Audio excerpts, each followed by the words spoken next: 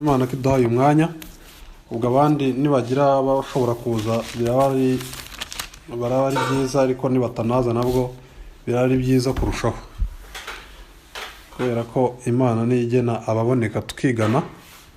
Rero mureke tujye tuyishimira byose ku rwego rungana. Reka dusenge hanyuma dutangire. Mwami mwiza, tugushimiye umwanya uduhaye n'uburyo waduhaye mwami bwo kugira ngo tujye twiga.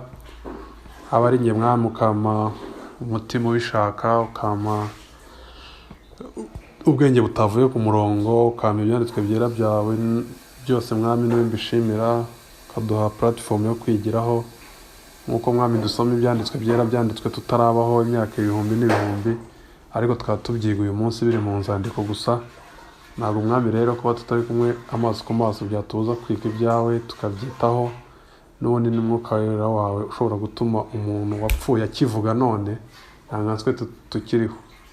Ndagusaba rero ngo biga mwami ubahe gutega amatwi mwami, nanjye ume kunguka kurushaho mu izina rya Yesu Kristo, amen. Bavandimwe rero, nk'uko mwabibonye uyu munsi dufite umurongo turi busome, ariko nkagerageza kuwuhuza natwe. Ni umurongo w'ibyakozwe na Kristo abinyujije mu ntumwa. Biriya bitabo twita ibyakozwe n'intumwa, umuntu abivuze neza ni ibyakozwe na Kristo ariko abinyujije mu ntumwa. Nibwo buryo bwiza, kuko niwe nabo ubwe niko bivugiraga. Bazura umuntu, abantu bakabegera ba Petero bakabaza bati ibi ni ibiki mwakoze? Bati mumenye ko uyu nguyu ukize akize kubera izina ryawo murimo kurwanya ari we Kristo. Ibyo rero bitwereka ko ibyakozwe n'intumwa niko byitwa, ariko mu kuri byakozwe na Kristo anyuze mu ntumwa. Rero bavandimwe, ndagira ngo dusome uyu murongo hanyuma duhera aho ngaho twiga. Ndashaka uyu munsi tuza kwiga ku kintu nanone gisa n'igiduhugura.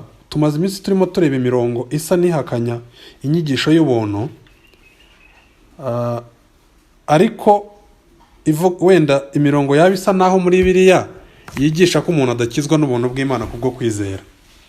Icyo rero twarakiza, ariko ndetse na Kristo cyangwa se n'intumwa ze tuba dukwiye kugira balance cyangwa kutahengamira ku ruhande rumwe. Nibyo umwami adutegeka. Nyine umwami yigisha ko abarushye n'abaremerewe nibaze arabaruhura, ariko akanigisha ko tugomba kwikorera umutwaro wacu. Nyine ushaka kunkurikira niyikorere umusaraba we ankurikire. Murumva izo mpande zombi. Uruhande rumwe arakubwira ko ufite umutwaro nawe muzana abamutereke ku birenge, urundi ruhande aravuga ko ukwiye kwikorera umusaraba wawe, ku buryo nutawikorera udakwiye kwitwa umwana we, udakwiye kubona ubugingo buhoraho. So rero uyu munsi ndagira ngo duse n'abasura iki kintu gigenda gitakaza navuga ngo uburemere. Ndabamenyesha abavandimwe ko ukurikije Bibiliya abantu bazajya mu ijuru ni bakeya, kandi ijuru ridakorerwa. Mwumva ukuntu ibintu bitangaje. Wenda reka nsome icyanditswe cya mbere gihamya uko kuri, hanyuma mbone kugaruka hano. Matayo 7 havuga aya magambo akurikira: munyure mu irembo rifunganye, umurongo wa 13, kuko irembo ari rigari n'inzira ijyana abantu kurimbuka ari nini, kandi abayinyuramo ni benshi. Ariko irembo rifunganye n'inzira ijyana mu bugingo iraruhije, kandi abayinyuramo ni bake. So n'abantu rero bamaze iminsi biga kandi bashimangira ko ubugingo bw'iteka ari impano y'Imana, kandi n'ibyo byanditswe byera bivuga ko ijuru ridakorerwa, ntabwo twabura no kumenya uku kuri, kuko abazajya muri iryo juru ridakorerwa ari bakeya. Igikurikiraho rero ni iki? Ubwo se ni iki kizababuza kurijyamo ko wumva ridakorerwa? Tutarava aho ngaho, igikurikiraho ni iki? Ni ukwibaza, ese ni ibiki byanyemeza ko njye ndi mu barifite? Ni iki cyanyemeza ko njye ndi mu batarifite? Ese nahuza gute ko Imana yivugira ko ubugingo bw'iteka ari impano y'Imana, atari imirimo y'umuntu akora kugira ngo abone ijuru, ndetse atari umwanzuro umuntu afata ngo ahinduke umwana mwiza ariko inzoga ariko ubusinzi ariko ubusambanyi hanyuma azabona ijuru, nabihuza gute naho birivuga ngo mwikorere umusaraba wanyu, umuntu atawikorera ntakwiriye kuba umwigishwa wanjye. Tutarajya kujya ku ngingo nyamukuru, ndagira ngo mbabwire bavandimwe, turi mu gihe dufite navuga nk'ibyiciro bitatu by'abantu bari hano mu Rwanda rwacu. Ni urugero, dufite abantu bamenye amakuru ku bintu by'inyigisho z'ubuntu bw'Imana, banatura ko babyemeye ariko bakomeza babaho uko bashaka. Ni ba Ruvumwa, ba Sultani, bande bari abagabo bose. Dufite abantu bari mu madini banze kwemera ubutumwa bwiza bw'ubuntu bw'Imana, bagiharanira ngo gukorera ijuru nubwo batarikora mu by'ukuri, ni imitwe baba bateka ntacyo rikorera. Kuvuga ngo nagiye gusenga iminsi 40 kugira ngo Imana izamu umugabo, ibyo se ni ijuru wakoreye ko wakoreye irari ryawe kugira ngo rizabone umugabo? Ngo kugira ngo Imana izandinde ngo mu bibazo byo mu buzima ngo sinzabe depressed, ibyo ni wowe n'inyungu zawe. Hari abantu mu Bisirayeli Imana yageze gushinza ngo mwiyiriza ku bwanyu, apana ku bwanjye, kandi biyiriza, cyangwa musenga ku bwanyu, bitandukanye no gusenga ku bw'Imana. Gusenga ku bw'Imana no kubikora nka Kristo utarasabaga umugore, nasabe inzu, nasaba amafaranga, azi ko iminsi ye ibaze ku ntoki, ariko akajya ajya gusenga. Yasengeraga iki? Kubera ko yari azi icyamuzanye, we umunezero wabaga gusabana n'Imana. Icyo gusa. Na hari ibindi nubwo yaba ari ijuru usengera ngo uzarihabwe, uba ari ikintu urimo usaba, si Imana ubwayo ubukunze, ni wowe uba wikunze nyine. So reka aho tuhave, hari icyo giciro cya mbere cy'aba bandi nyine bakuyeho, bitwaje inyigisho y'ubuntu bw'Imana bagasaragurika. Amagurupe menshi birwa bayankiraho, abantu 500, abantu 700, abantu 1000, sinzi hirya no hino nyine. Zoe Life, hari ba Dani Ruhinda, bumvisha ibintu by'ubuntu ariko bakabigoronzora mu buryo hari ibyanditswe byera birengagiza, kuko ibyo byanditswe byera babona ko bibabwira ko iby'ubuntu bw'Imana. Urugero, nka kera cyanditswe twize ubushize ngo biragaragara ko umuntu adatsindishirizwa no kwizera gusa, ahubwo ngo atsindishirizwa n'imirimo. Babona icyanditswe nka kiriya, aho kucyemera ko kivuga ko imirimo ari cyo gihamya cy'uko umuntu yizeye koko, bagahita bavuga ati iki cyanditswe. Hari n'abasigaye bavuga ko ibyo atari ibyanditswe bya Bibiliya. Ndabazi, twagiye duhura. Urwo ni uruhande rumwe rw'abantu bacuritse inyigisho y'ukuri y'ubuntu bw'Imana. Hakabone nayo wumva nk'ibyo ku mpamvu z'inda no kugira ngo amaturo n'imirimo abantu bayikore bamuha amafaranga, akajya mu mirimo, agategeka akavuga ati ijuru rirakorerwa, ntago ari ubuntu bw'Imana. Ati muture, muze mbakureho karande, ninjye wabahuza, ninjye dadi, ninjye mubyeyi, mujye muri Isirayeli mbazana agataka, mbasiga amavuta yerayo. Nyine noneho wakaba nawe uwo nawe yarayobye ku kuri, ariko ayobera mu kindi cyerekezo cy'imirimo, uwo nawe azarimbuka. Hakaza rero igice cya gatatu, aricyo mukuri nge kenshi na kenshi mba numva kimvuna mu mutima, nsaba ko ni nacyo gihe kindeba nanjye ubwanjye ndi muri abo. Icyo gice cya gatatu ni icy'abantu bemeye ko ubuntu bw'Imana bwo butanga ubugingo buhoraho, bakemera ko ukizwa ari Imana yatoranyije, mu magambo y'ubone umuntu bari formed, bakemera ko ijuru ridakorerwa kandi ko umuntu akwiye kugira ibyo akora byiza, ariko ntibabikore. Bakabyemera, bakabyatura, ariko ntibabikore. Rero bavandimwe, aho ngaho niho hagoye. Muti kubera iki? Umuntu uri mu kinyoma ari mu kinyoma, ntago nta kinya yatewe ngo yibwire ko ari mukuri, ntago yishuka, ari mu kinyoma nyine. Ariko noneho twebwe bari kumwe bemeye uko kuri, bamenye ubugingo buhoraho ko ari impano y'Imana, bahawe agakiza ka Kristo. Nibura bahatura ko bagahawe kubw'ubuntu bw'Imana kandi bakagenderamo, bavuga bamukunga, bakavuga bene data, aho ngaho niho hantu hagoye cyane. Reka nsome rero uyu murongo hanyuma dukomeze. Uyu muntu ngiye gusoma, tubona umugabo Paul arimo yigisha, arimo asobanura igice cya 26 hariya twasomaga, ndagira ngo tujyane mwumve mu byakozwe n'intumwa. Tubona inkuru y'umugabo hano, Paul arimo yigisha ibintu byinshi ku buryo bavuga ndeka mbere kuri 24 akiregura Pawulo atyo, Festo avuga ijwi rirenga ati urasaze Pawulo, ubwenge bwawe bwinshi buragushajije.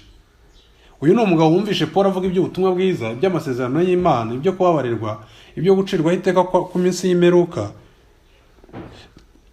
iby'ubuntu bw'Imana, gutsindishirizwa kuzanwa n'ubuntu bw'Imana, ukuntu Imana mu mateka y'Abisirayeli yose yagiye uwo yavugaga ari Kristo kuva kuri Adamu kugera ibyanditswe byera byose aho yari arimo asobanura. Angela aravuze ati amaze gusobanura umugabo ati yumva ubwenge buri muri ibyo bintu, avuga ati turasaze Pawulo, ubwenge bwawe bwinshi buragushajije. Niyamubwiye nk'abandi nkabwira ati Paul wa munyamagambo we n'ibiki uzanye nk'aba filosofa bo muri 17. Yemeye kandi yakira ko uyu muntu urimo uvuga afite ubwenge buhanitse ku buryo umugabo yumvisha atabyihanganira. Ni nk'uko wabwira umuntu bikamunanira kwihangana ati Paul ubwenge bwawe buragushajije, urasaze.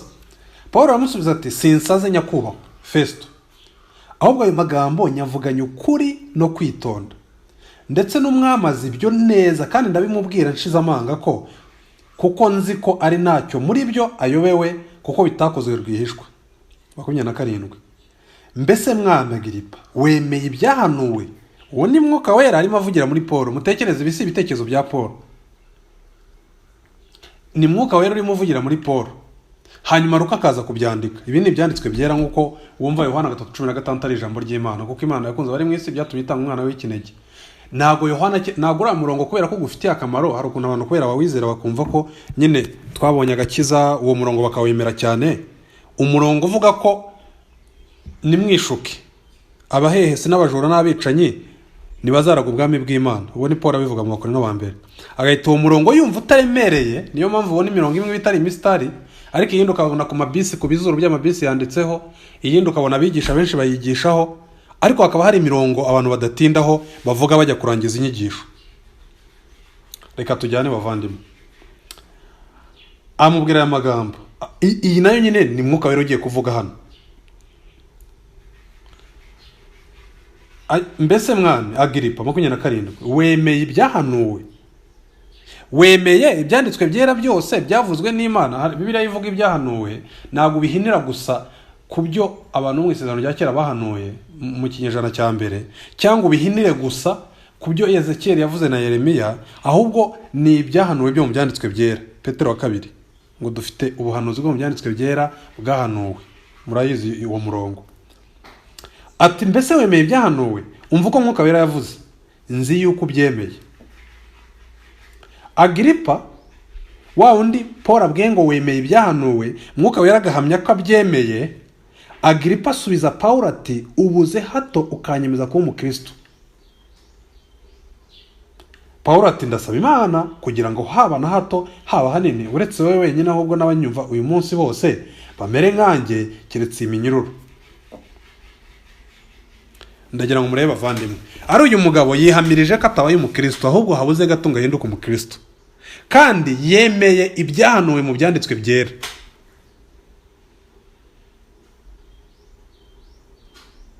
Ndetse na Paul agaragaje ko amwifuriza ko yamera nkawe, nuvuga ngo aramwifuriza ko yaba umukristo. Rero bavandimwe, ndagira ngo murebe iki kintu, twitonde ikintu tukirebe. Kwizera bitandukanye no kwemera ibintu gusa biri mu byanditswe byera. Muri byo, mu kwizera gukiza, guheza umuntu ubugingo buhoraho, kwizera k'ukuri kurenze gusa, ndagira ngo dufashe kesi y'umwe hano, kumenya aya makuru kandi ukanayemera ko ari ukuri. Nyine icyo nshaka kuvuga nuko birenze, murabyumva, kumenya ko Kristo yaje ku isi agapfa akazuka akajyanwa mu ijuru, akabazagaruka gutwara mu ijuru abanyabyaha bamwemeye. Ibyo ngibyo wabyemera nka Agiripa, ukaba uzi neza ko ijuru ridakorerwa, ukemera ayo makuru, ariko ukapfa ukagikuzimu. Turabona umugabo hano Mwuka Wera yihamiriza ko ayo ibyo byahanuwe mu byanditswe byera abyemeye. Ibyo Yesaya yavuze, mbese ibyo Paul yigishaga. Paul yaravuze ngo nta kindi nigisha ngo usibye ibyo Mose n'abahanuzi banditse. Paul arimo arabwira uyu mugabo ngo wemeye ibyo bintu nigisha. ibyahanuwe. Umugabo ati Paul ahita yivugirira ijambo aravuga ngo mbese mwami Agiripa wemeye ibyahanuwe? Nzi yuko ubyemeye. Akadomo. Rero bavandimwe, ndagira ngo ikintu tugitekerezaho, tugitega amatwi. Hano by'umwihariko wenda hano kuri groupe, Imana ishobora kugira abantu ihamagara n'abajya banyandikira akambwira ati binyuze mu nyigisho twagiye twiga umwami yaramumuye arangiza mu bugingo buhoraho, ariko ndashaka gushinga icumu nkarahira hakiri kare. Nicyo ni ikinyarwanda cy'abanyarwanda bacu gisa n'ikivugitse kurushaho. Nyine ndashaka guca umurongo. Hari imirongo kera bajyaga bavuga ngo renga mugabo renga nkumene, barimo nyine batwigisha ibintu bya kamere byo mu mubiri nyine. Ariko bikaba bivuze ngo uyu ni umurongo wa nyuma, nuwurenga harakurikiraho akaga. Bavandimwe rero ndagira ngo mbabwire, gukizwa n'ubuntu bw'Imana nk'uko twagiye twiga inyigisho zitandukanye, ntabwo ari ukumenya gusa amakuru ukamenya ko umuntu ava mu rupfu akajya mu bugingo iyo yizeye Kristo, ukemera ko ibyo byahanuwe ari ukuri koko. Oya, ahubwo se kwizera gukiza. Ariko ndashaka kubanza kwerekana imirongo itwereka ahantu h'ingero zitandukanye aho abantu bavugaga ko mu byanditswe byera bemeye uko kuri, bizeye ibyo Kristo arimo avuga arimo anakora, ariko Bibiliya ikatwereka ko babaga badakijijwe. Hakaba hari ikimenyetso kimwe kimbwira ko nakijijwe. Ibindi byose navuga ngo ni interior design. Urabona yo twubaka inzu tukayirangiza mukaba mwayituramo mukayibamo, ariko kugira ngo tuyiryoshye hari ibintu dushyiraho. Ni nabyo kenshi bihenda rimwe na rimwe y'abantu bafite irari. Umutima wawe irari ririmo uko ringana niryo rigena ingano y'ibyo ushaka mu kudekora inzu yawe, ariko ibikenewe skeleton, umusokoro uba warangiye. Reka mbahe ingero rero z'ibyanditswe byera bitwereka ko umuntu ashobora kuvuga ko yizeye, si ukuvuga gusa yaranabyemeye yewe ibi byanditswe mu byanditswe byera, ariko akaba adakijijwe. Reka nsome, ndaza kubiha amazina abatubanije bajyaga babyita nyuma. Muri Yohana 2. Bavandimwe, turi mu gihe kigoye noneho mu Rwanda by'umwihariko. Mu minsi yatambutse twabaga dufite abantu bake bavuga ko bizeye ubuntu bw'Imana kubwo kwizera. Ubu tugeze ahantu abantu benshi bavuga ngo ayo makuru narayumvishe, ariko umuntu agatinyuka kuvuga ko ayo makuru y'ubuntu bw'Imana yarayumvishe, akagomba kwifatanya n'abatizera, akagomba muri Foursquare, akagomba muri Zion, akagomba muri Restoration, akagomba muri ADPR, akagomba mu magurupe yabagamo ya mbere ya bene wabo, tuvuge bava mu gace, tuvuge bava mu Mutara, abandi bava muri Kongo, abandi bava hehe, bafatanya gufana Chelsea, bagafatanya kuvuga ubusa, bagafatanya kwambara ubusa, bagafatanya kwiratana amoko n'amazina n'imiryango bakomokamo. Ariko uwo muntu akavuga ngo yizeye ubuntu bw'Imana kubwo, nibibaho ibyo bintu, nibibaho. Bibiliya niza umukristo bene uko. Bibiliya yiza umukristo akimara gukizwa n'ubuntu bw'Imana byo kwizera, bene uwo nguwo ahita atangira no kubara amagurupe arimo muri WhatsApp, ahita atangira guhindura wardrobe, imyenda yahayibika, akamenya iyo ajugunya n'iyo haba abikwiriye, ahita atangira kumenya uko agomba kuva mu bigisha ibinyoma akajya gushaka ukuri, akagukurikira akakugwa inyuma. Ibitari ibyo suba ntabwo aba yatashywe n'ubuntu bw'Imana. Mbarahire bavandimwe, ikintu tugomba kukimenya. Reka nsome hano mwumve. Nashaka gutanga ingero z'abantu n'ubundi bari mu cyiciro nka kiriya cyuriya mugabo Agiripa. Mwami Agiripa, wemeye ibyahanuwe mu byanditswe byera? Nigishe njyewe Paul, ndabizi ko ubyemeye, ariko mu kanya gato nguzeho gato ngumindura umukristo. Rero urumva ko kuba umukristo nibihwanye gusa no kuba nemeye ibi bintu. 2, reka mbasomere mwumve. Igice cya 2 cya Yohana. Yesu ayarimo yigisha, arangije umva aya magambo yavuze. Nubwo yari Yerusalemu mu minsi mikuru ya Pasika, abantu benshi babonye ibimenyetso akora, bizera izina rye. Mwumva aya magambo. Abantu benshi babonye ibimenyetso akora, bizera izina rye. Izina rya Kristo bararyizera. Ariko Yesu ntiyabiringira kuko yari azi abantu bose. Ntiyagombaga kubwirwa iby'abantu kuko ubwe yari arazi ibibarimo.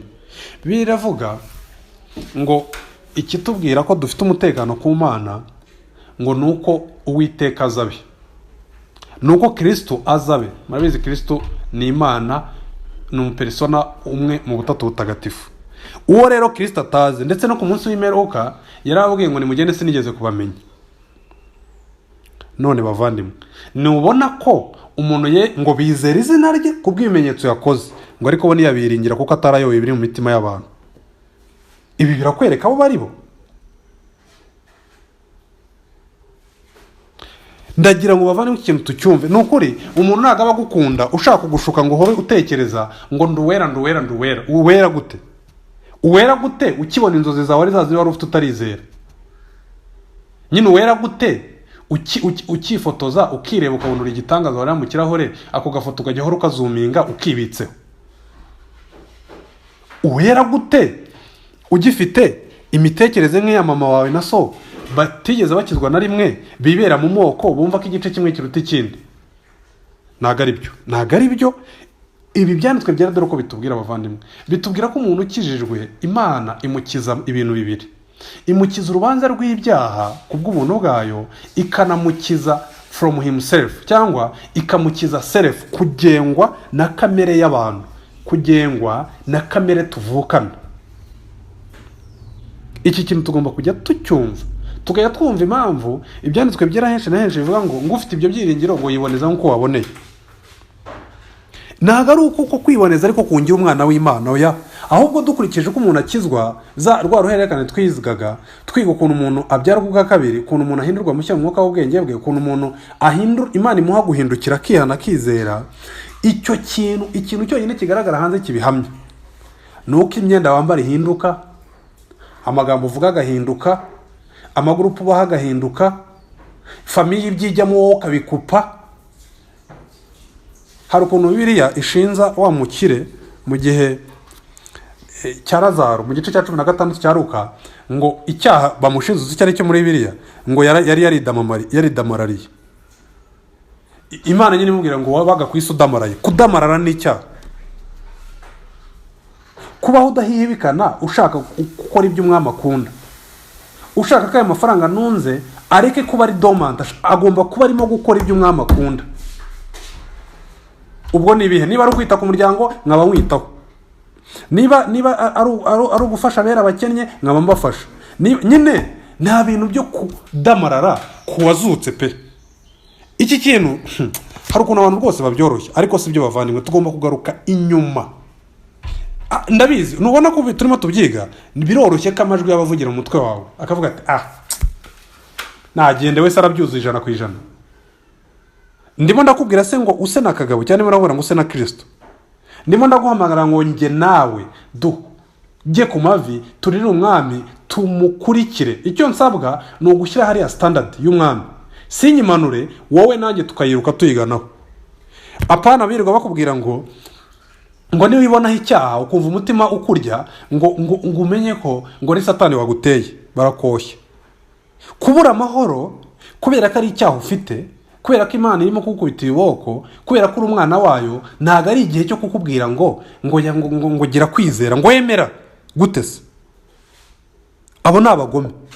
Ugukunda arakubwira ati niba koko warananiwe gusenga, ukarananiwe guterana n'abandi, akubaza impamvu, umbwira uti mba nagiye mu kazi. Okay, akubwira ati rero ikituma ujya mu kazi ahari ni uko ukiri mu ngoyi za Satani utaranakizwa. Kuko wakijijwe agira umutima mushyashya wo gushaka kubana n'abera, wo gushaka kwiga ukuri, wo gushaka guhamya ukuri no kukurwanira no guterana no kutica isabato y'Uwiteka.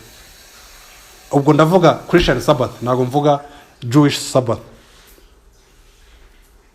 Abantu barabakurura, barabashyiramo imigozi, tujya guterana, tujya gusenga. Nta mpamvu ifatika, ataye nabuze yabuze itike. Ariko ni nko gufata umwana uhaze. Warabona umwana uhaze uramutamika akagezayo umunwa. Ibyo rero ni ikimenyetso cy'umuntu ahari utarakijijwe. Bavandimwe ibintu tugomba kubyumva tukabisobanukirwa. Bamwe bafite ama account kuri Instagram, niho bahisha bakajya gushyirayo ubwambure bwabo. Kuri status ya WhatsApp, kubera iki? Kubera ko kuri WhatsApp bibona. Abagenzi be basenga bamwataka bakamubwira. Aberekana abantu ngo nibere bariganywa. Barabiganya. Abahamagara abantu ngo kwiyumvamo uko ngo kudatakaza ngo simplicity of the gospel. Bavandimwe, ibyo bintu sukuri. Ngewe ndibuka rimwe maze kwizera nkava kuri Facebook burundu kubera ko yandangazaga. nyine ibintu byose nshaka kubisetinga right. Nubona abeshye wowe nashoboye kwegera nkamuhamagara nkamubwira nti mbabarira narakubeshye ntago nizeraga nari umupagani. Noneho biratangaje, none uyu munsi uwizeye aho kugira ngo ajye muri icyo gihe cya revolution cyo guhinduka, wenda nyuma azarwane n'urugamba nyuma rwo guca ingeso runaka yari yarabatswe nazo, uyu nguyu uwizeye ubu niwe wihangane bakamubwira ngo urumva rega ngo ni urugendo gute? Urazutse, umuntu yava mu mva akagenda ku butaka, hanyuma tukavuga duti twihangane n'urugendo, aracyari umupfu. Wava mu mva ukavuga uti burya rero nubwo nazutse hari wenda umusatsi wanjye uracyapfuye, ngomba gushyiraho direde ndi umugabo. Ako siko gakiza k'Imana. Uw'Imana ibyawe bwa kabiri ngo imuha umutima mushya, ngo ufite ishyaka ry'imirimo myiza, ngo ufite umutima ngo utinya Imana, umutima uhunga kwisanisha n'isi, umutima in fact uwamaze kwizera ni uhubwo abizera bakuru bakwiye kumwegera bamubwira bati muvandimwe rero ni byiza, ariko dore uko bimeze. Hari bimwe abantu bemerewe gukora ariko bakabikora badacura urubanza abandi, ariko we niwumva bikurushya biruta umutera kurushaho ubireke burundu. Ntago ari ukumukomakoma ngo yisaragurika cyane, yikwera cyane, yishaka ibintu byose kubibonamo icyaha ngo kugira ngo adakabya. Oya rwose nta muntu n'umwe ukabya mu kwerera Imana. Reka nsome ikindi cyanditswe, namaze gusoma icyanditswe gihamya ukuri. Reka nsome ikindi kimwe mbereke ko bavandimwe Bibiliya buri gihe Paul the champion of grace abwira abana b'Imana aya magambo akurikira. Buri gihe arigisha akavuga ngo nimukifatanye nkabo, nimukitware nkabo, ngo ahubwo hinduke bashya mu mwuka w'ubwenge bwayo. Umva nk'iyi mirongo: bene data ndabinginga kubw'imbabazi z'Imana mutange imibiri yanyu y'ibitambo bizima bishimwe, ariko kuyikorera kwanyu, kandi nimwishushanye n'ab'iki gihe. Mukuru uyu munsi abantu ahubwo basigaye bashaka ukuntu twafata kwishushanya n'ab'iki gihe tukerekana ko ari right z'umukristo. Ese ubundi iyo tuvuze kwishushanya n'ab'iki gihe tuvuze iki? Ab'iki gihe fata abantu bose b'inshuti zawe na papa wawe na mama wawe na basaza bawe na bashiki bawe urebe uko babayeho, nurangiza ufate biriya bakora ubona neza ko biterwa uburyo bakora ibirori, uburyo bambara muri ibyo birori, uburyo basubiza umukozi mu rugo, uburyo batekereza iterambere, uburyo batekereza urushako, nurangiza ukora ikinyuranyo cyabyo. Ibyo bintu se ni rocket science, biragoye. Uburyo basubiza umubyeyi, gukizwa bavandimwe n'ubuntu bw'Imana, ariko wakijwe wose ahabwa mwuka w'Imana, agahabwa kamere nshyashya, akaba afite ijuru ridasubirwaho rimwe kugeza iteka ryose. Ariko niba iki bimuranga ko yakijijwe? Hari uwumva nk'ibi yaje nk'uyu munsi aribwo yaje hano akavuga ati mbonye abantu banjye babigisha gukizwa n'imirimo. Si ibyo ndimo kuvuga. Ibi nibikuraho ko ijuru ridakorerwa, ko ijuru ari ubuntu bw'Imana. Ibi se nimo mvuga ni ibiki? Ni nabyo Kristo yavugaga, ni nabyo intumwa zavugaga. Reka mbabwire, reka nsome wenda ibyo Kristo yavugaga muri Luka igice cya 9. Abwira bose ati umuntu nashaka kunkurikira niyiyange yikorera umusaraba we iminsi yose ankurikire, kuko ushaka kurengera ubugingo bwe azabubura, ariko utita ku bugingo bwe ku bwanjye niwe uzabukiza. Uyu ni Kristo umwami w'abami, nyir'ubuntu nyine, waje yuzuye ubuntu bugeretse ku bundi. Yohana niko yanditse. Kuki? Kurya Imana rero yafasha Abisirayeli ikabatandukanya n'amahanga yose. Ni nako umuntu wizeye ufite ubuntu bw'Imana mu mutima we abaho bitandukanye. Kumwe Abisirayeli babagaho ugereranyije n'Abafilisitiya n'abandi bose, n'Abamoni n'abandi bari babazengurutse. Ni nako wizeye amera. Umuntu w'umugore ufite umugabo, Bibiliya y'ubushize twarize twabonye ko kubaha umuntu kuruta cyangwa Imana yashyize mu mwanya wo hejuru yawe bitari gusa gukora ibyo avuga. Oya, n'ubu nabyo bibigize, ahubwo biri no mu buryo umuvugisha.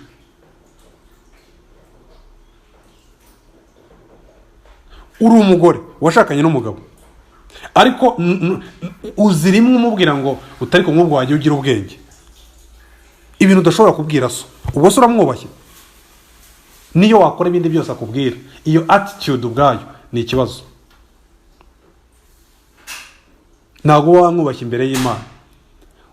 Uri umugabo urahahira umugore wawe, ariko uramucyurira. Uba wicayeho gusa urya, ukakwibwira ko ibiryo uzaho biva. cyangwa ni attitude iri wawe uyifite mu mutima, icyo gihe kiba cyamaze guhinduka icyaha ku Mana.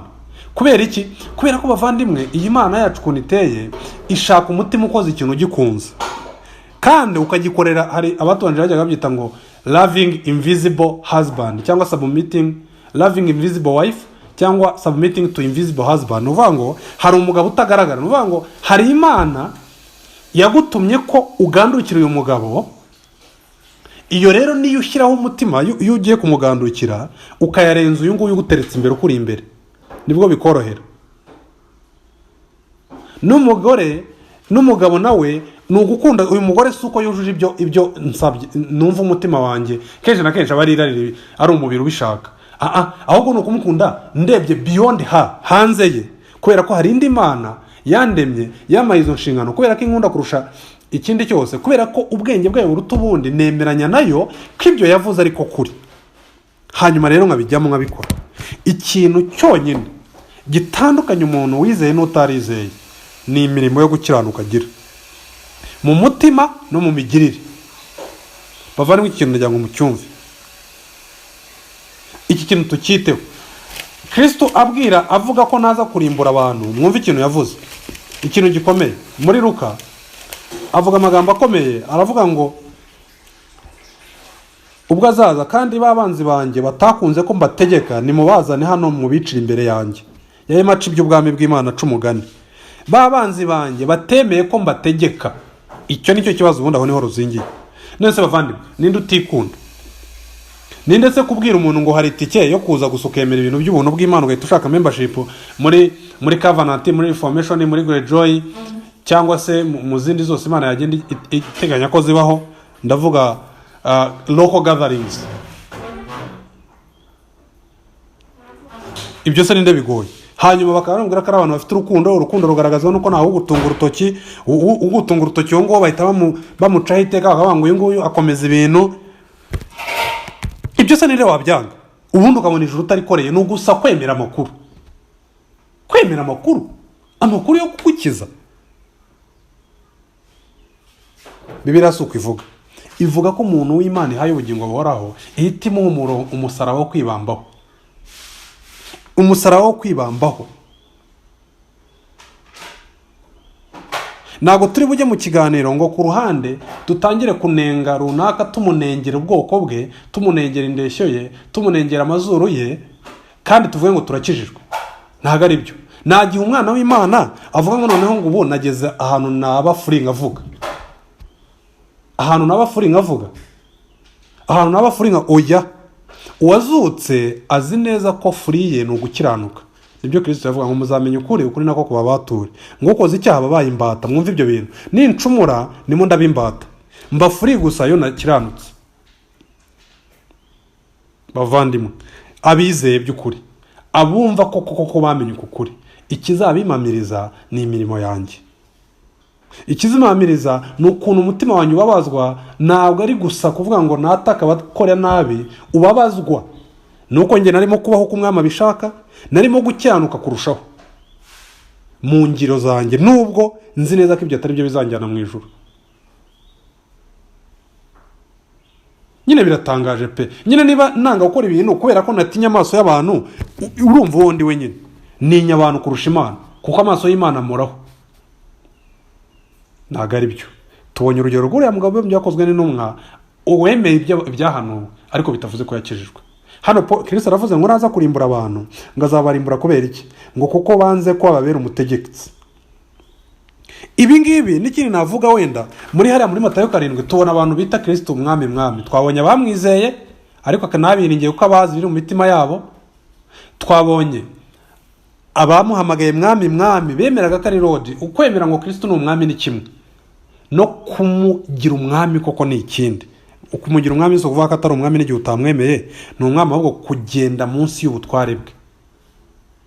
Nyine abantu tugeze mu gihe abantu umuntu atigisha abandi cyangwa nawe ubwabe byumva ko guhangayikira ubuzima ari icyaha. Ntago ari kuba ufite ibibazo gusoya, ko kubaho utishimye ubiterwa no kuvuga gusa ngo sinzi utamvuga neza, ngo sinzi utandeba ijisho ryiza ari icyaha. Bibiliya niko ivuga, umwami icyo avuze cyose ni itegeko. Yavuze ngo mu Bafilipi 4 mwishime, ndabivuze ngo mwishime iteka. Iryo ni itegeko. Nimukibaze ngo ejo tuzarya iki tuzanywa iki. Iryo ni itegeko ry'umwami. Umuntu rero wizeye iby'ubuntu bw'Imana, Imana so kuvuga ko ibimuha mu buryo navuga ngo buri perfect, ngo nafite igihe rimwe abafite intege nke oya, ariko agira ikintu cyitwa habitual obedience. Nko kuvuga ngo umutima, ingeso ye, icyerekezo cy'umutima we buri gihe ni ukwikubita agashyi. N'igihe cyagiye yatarnya akavuga ati nimo ndahangayikira umwanda, umuramutumuka, isengesho rye niryo, ibyo aririra nibyo. Nagara kuvuga ngo nkundwe, mbona abana, mbona umugore, mbona inzu, ibyo nyine Imana bitanze n'inyongera, ariko ukazabisiga ku mwobo. Ariko ibi ni ibintu biturimo tuvuga, ni ibintu birenga imva. Napfuye kumva witwa umwana wanjye nagazaba nago nzaba bizaba bimaze ikise. Rega se nubatse zaba bimaze ikise. Amazu nubatse zaba bimaze ikise. Kubyubaka se byakongera iminsi mbaho? Nibishoboka. Byayigabanya se kutabigira? Nibishoboka. Bavandimwe, uku kwizera, uku kuvajuru, iyi kamere yinjira mu muntu ngo amahoro y'Uwiteka ngo asumba uko ibitekerezo byamenye, ngo peace that surpasses understanding will be in your hearts. Mu Bafilipi 4 umwana w'Imana nyine agira ngo Paul yarandika akavuga ngo turashobewe ariko nitwihebye. Urumva icyo kintu? Turashobewe ariko gukizwa, kuba umurokore, kuzurwa, guhabwa kamere nshyashya, guhabwa ijoro utararikoreye, biguhindura umuntu utari wa wundi wahoze we, ku buryo bavandimwe usigara nyine abantu bavuga ko warasaze. Abantu bajya nyine si ukuvuga nyine umuntu mukareba akabona ukuntu mukomentinga, agakomentinga kuri groupe. Ntushobora kumva groupe z'abavandimwe twagiye twigana muri kaminuza muri secondaire navuyemo, bakagushiriza ngo ariko se kuhunga abantu. Ntabwo muhunga abantu, ndahunga ibibarimo. Kandi ubwo ibyo byanye murabyumva, ibyo si ikintu cyansabye gukubitwa, ibyo ni ibintu byoroshye. Bavandimwe, tugomba guhuguka, tugomba kumenya ko ubugingo bw'iteka bwatanzwe n'Imana nk'ubuntu bwayo, atari ibintu bihabwa abantu ngo babipfushe ubusa. Paul yavuze iki kintu gikomeye, Abakorinto wa mbere 15, reka musomere uyu murongo twibaze iki kibazo dusoza. Buri muntu uvuga ko yizeye hanyuma utarakizwa we, ibi ni inama hambe. Ibi ngiyi nkubwira naho wowe ugomba kumenya icyambere, warizeye, warakijijwe. Ibi ndimo mvuga n'ibyo umuntu amaze kwatura ko yizeye. Ariko utarizera, twarize inyigisho nyinshi tuzanazikomeza kugeza igihe cyose tugifite umwuka mu kanwa no mu mutima wacu. Imana yatanze umwana wayo kugira ngo umwizera wese ahabwe ubugingo buhoraho atabukoreye, ave mu biyobagiza, ave mu bibwira ngo reka ngo bise bitwaye iki. Abantu babarira ibintu muri 5 senses. Nkuramo izihe nyungu, ndyamo iki, ndibiryohera bita umubiri wanjye, inserebura gute, nwika gute, nuko ni imbata za 5 senses. Wazutse rero bavandimwe, dore cyanditswe Paul yanditse. Iki cyanditswe tujye duhora tukibaza ngo ariko ubuntu bw'Imana nibwo bwatumye mbukondi. Icyo ni icyambere, ubwo yakijwe n'ubuntu bw'Imana kubwo kwizera. Ngo ubuntu bw'Imana nibwo bwatumye mbukondi, kandi ubuntu bwayo nahawe ntibwabaye ubw'ubusa, ahubwo nakoze imirimo myinshi urutiye bose. Nyamara sijya, ahubwo ni ubuntu bw'Imana buri kumwe nanjye. Nuko rero ari njye cyangwa abo, ibyo nibyo tubabwiriza, namwe nibyo mwizeye. Ubuntu bw'Imana uvuga ko yaguhaye nibwabaye bwo gupfa ubusa. Nyine urakipostinga, njye bijya binangaza. Ufite inshuti z'abapagani, njye mbibona kuri bashiki bacu batura ko bizeye, bambaye ubuso, akubitaho umukobwa yaboshye ibibuno, akubita umukobwa yambaye imini, agakubitaho abahungu bafatanye mu nda. Ariko se bavandimwe, ubu kwirinda Bibiliya yatwigishije kukuri. Ubuntu bw'Imana ubwo nibwo bupfusha ubusa. Naga ari byo, baragushuka. Uwo muntu ukubeshya ngo ntukazane ngo witakaza ngo ubuntu bw'Imana, ngo witakaza simplicity of the gospel. Uwo muntu arakubeshya. Wowe ni uri umukobwa ukabuzi ko uri ihembe abahungu bese muri bene so batekereza ko utari umugeni. Kubera iki? Kubera ko uri opinionated. Nyine ibintu byose bitangaho if ubitekerezaho ugongana, uvunana mu kuganira nawe. Ubwo se kuganuka kuri he? Niba ndi umuhungu, icyo abantu bakabanze bakaba ari ko nzi gutsapa, kandi ngo ndi muri bene data. Ntabwo umuntu akuziho gusenga, ntabwo umuntu akuziho kubwiriza ubutumwa bwiza hirya no hino, ntabwo umuntu akuziho kwitonda by'ukuri, ariko kutemera kwihanganira ikinyoma. Ubwo uravuga ute ko wowe wazutse ubuntu bw'Imana. Paul ati nahawe ubuntu bw'Imana nibwo bwatumye mbuko ndi kabisa, narakijijwe, nabaye icyaremwe gishya, si imirimo yanjye nibwabaye ubw'ubusa, ariko nakoze imirimo myinshi urutiye abandi. Simvuga ngo tuyirate, ariko tujye tubyibaza.